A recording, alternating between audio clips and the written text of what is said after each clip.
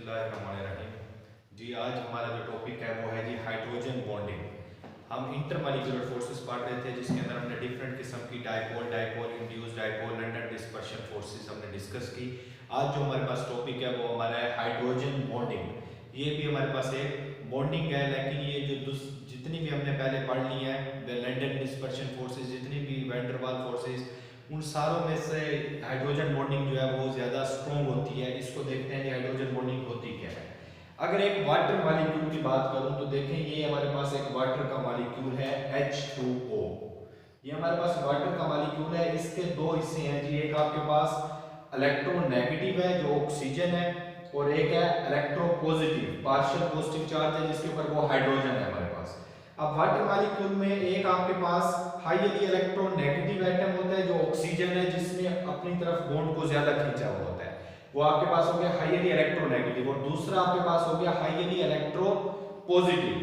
अब ये highly electronegative जो ऑक्सीजन का एटम है ये दूसरे वाटर के मॉलिक्यूल का जो हाईली इलेक्ट्रोपॉजिटिव पार्ट है उसको अपनी तरफ अट्रैक्ट करता है, और इसके दरमियान में जो फोर्स ऑफ अट्रैक्शन बनती है इसको हम कहते हैं हाइड्रोजन बॉन्डिंग। इसी तरीके से हम अगर अगला मॉलिक्यूल हमारे पास है वाटर का, तो उसमें भी हमारे पास जो हाईली इलेक्ट्रोनेगेटिव एटम है वो ऑक्सीजन और हाईली इलेक्ट्रोपॉजिटिव हाइड्रोजन, ये आपस में अट्रैक्शन करते हैं और इनके दरमियान में जो बॉन्ड बनती है उस हम फोर्स ऑफ अट्रैक्शन को कहते हैं हाइड्रोजन बॉन्डिंग। अब इसकी डेफिनेशन देख समझते हैं जी। The electrostatic force of attraction between, अब फोर्स ऑफ अट्रैक्शन है किनके दरमियान में, बिटवीन हाईली इलेक्ट्रोनेगेटिव एटम। अब हाईली इलेक्ट्रोनेगेटिव फ्लोरीन हो सकता है, ऑक्सीजन हो सकता है, nitrogen, of one molecule and highly electropositive hydrogen atom. ये देखा हमने ऑक्सीजन ली और ये आपके पास हाईली इलेक्ट्रोनेगेटिव है, और दूसरा आपके पास है हाईली इलेक्ट्रोपॉजिटिव हाइड्रोजन। इन दोनों के दरमियान में जो बॉन्ड बनेगी, जो फोर्स ऑफ अट्रैक्शन होगी, उसे आप हाइड्रोजन बॉन्डिंग कहेंगे। तो हमारे पास डेफिनेशन होगी electrostatic force of attraction between highly electronegative atom fluorine oxygen nitrogen of one molecule and highly electropositive hydrogen atom of other molecule are called hydrogen bonding. Electronegativity जो oxygen की है वो 3.5 होती है हमारे पास, इसलिए ये हमारे पास क्या है, ये हाईली इलेक्ट्रोनेगेटिव, और हाइड्रोजन 2.5। इसका मतलब ऑक्सीजन ने बॉन्ड को अपनी तरफ ज्यादा खींचा हुआ होता है, इसलिए हम इसे हाईली इलेक्ट्रोनेगेटिव कहते हैं। इसके बाद ये हमारे पास कुछ इंपॉर्टेंट पॉइंट है हाइड्रोजन बॉन्डिंग के हवाले से। इसमें पहला है जी strength of hydrogen bonding is stronger than van der Waal forces. ये बात अभी मैंने आपको बताई कि वैन डर वाल फोर्सेस या डायपोल डायपोल फोर्सेस जो हमने पढ़ी हैं उससे इसकी स्ट्रेंथ ज्यादा स्ट्रॉन्ग होती है हाइड्रोजन बॉन्डिंग की। पहली बात आपके पास ये होगी। दूसरी बात है जी आपके पास weaker than ionic bond, covalent bond and coordinate covalent bond. लेकिन ये वीक होती है covalent bond, coordinate covalent bond और कोवलेंट बॉन्ड से, क्योंकि वो जो बॉन्डेड पाए जाते हैं वो हमारे पास इंट्रामॉलिक्यूलर फोर्सेस हैं, और ये जो हाइड्रोजन बॉन्डिंग है ये हमारे पास इंटरमॉलिक्यूलर फोर्सेस की एग्जांपल में हमने पढ़ी है। इसके बाद ये तीसरा हमारे पास इंपॉर्टेंट पॉइंट है, its strength is 200 time less than covalent bond. 200 time इसकी जो स्ट्रेंथ है वो लेस देन होती है कोवलेंट बॉन्ड से। जो कोवलेंट बॉन्ड दो एटम्स के दरमियान में शेयरिंग करने से बनता है उस वो 200 टाइम होती है। और ये आपके पास इंपॉर्टेंट एमसीक्यूज भी है जो पूछा जाता है कि कितने टाइम कोवलेंट बॉन्ड से लेस देन है हाइड्रोजन बॉन्डिंग की स्ट्रेंथ।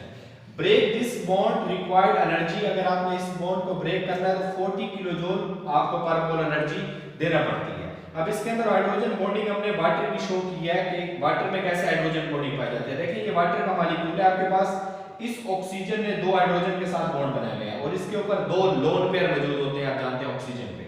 अब एक लोन पेयर ये शेयर कर लेता है, ये लोन पेयर एक शेयर कर लेता है दूसरे वाटर के मॉलिक्यूल के हाइड्रोजन के साथ, और इसी तरीके दूसरा भी अपना लोन पेयर जो शेयर कर लेता है ये दूसरे वाटर के मॉलिक्यूल के हाइड्रोजन के साथ, और इस बॉन्ड को आप क्या कहते हैं, हाइड्रोजन बॉन्डिंग। और ये किस में पाई जा रही है जी, वाटर के अंदर पाई जा रही है। इसी तरीके वाटर का जो नेक्स्ट मॉलिक्यूल है वो भी क्या करेंगे, इन हाइड्रोजन के साथ जो ऑक्सीजन होगा नेक्स्ट मॉलिक्यूल का वो बॉन्डिंग बना देगा, और ये कौन सी बॉन्ड बनाएगा, कोऑर्डिनेट कोवलेंट बॉन्ड बनाएगा, क्योंकि दोनों लोन पेयर मतलब दो इलेक्ट्रॉन एक ही एटम शेयर करें तो हम कहते हैं वो कोऑर्डिनेट कोवलेंट बॉन्ड बनाता है। ये जी हमारे पास हो गया हाइड्रोजन बॉन्डिंग का डिफरेंस आपके पास। और ये अच्छा जी, इसके बाद हमने वाटर के अंदर हाइड्रोजन बॉन्डिंग देखी। अब हम देखने जा रहे हैं जी हाइड्रोजन और फ्लोरीन के दरमियान, क्योंकि हमने जो हाइड्रोजन बॉन्डिंग में पढ़ा है, हमने 3 के अंदर डिस्कस किया है कि आपके पास फ्लोरीन हो सकता है, ऑक्सीजन, नाइट्रोजन जो इलेक्ट्रोनेगेटिव एलिमेंट है। तो अगर हम फ्लोरीन की बात करें तो आप देखें कि फ्लोरीन का जो स्ट्रक्चर होता है वो आपके पास जिगजैग होता है। उसकी वजह यह है कि हम हाइड्रोजन और फ्लोरीन और अगला मॉलिक्यूल हाइड्रोजन और फ्लोरीन हम इसलिए नहीं लिख सकते क्योंकि ये फ्लोरीन और ये फ्लोरीन दोनों नेगेटिव चार्ज है और हाईली इलेक्ट्रोनेगेटिव होने की वजह से ये एक दूसरे को रिपेल करते हैं, जिसकी वजह से इनके दरमियान में जो स्ट्रक्चर बनता है वो हमारे पास जिगजैग होता है।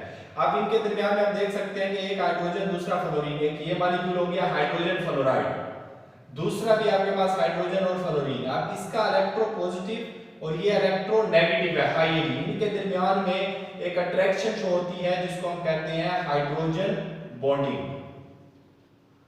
इसी तरीके से आगे चलते जाते हैं हम और ये हाइड्रोजन बॉन्डिंग बनती जाती है और इनके दरमियान में जो एंगल बनता है वो है हमारे पास 120।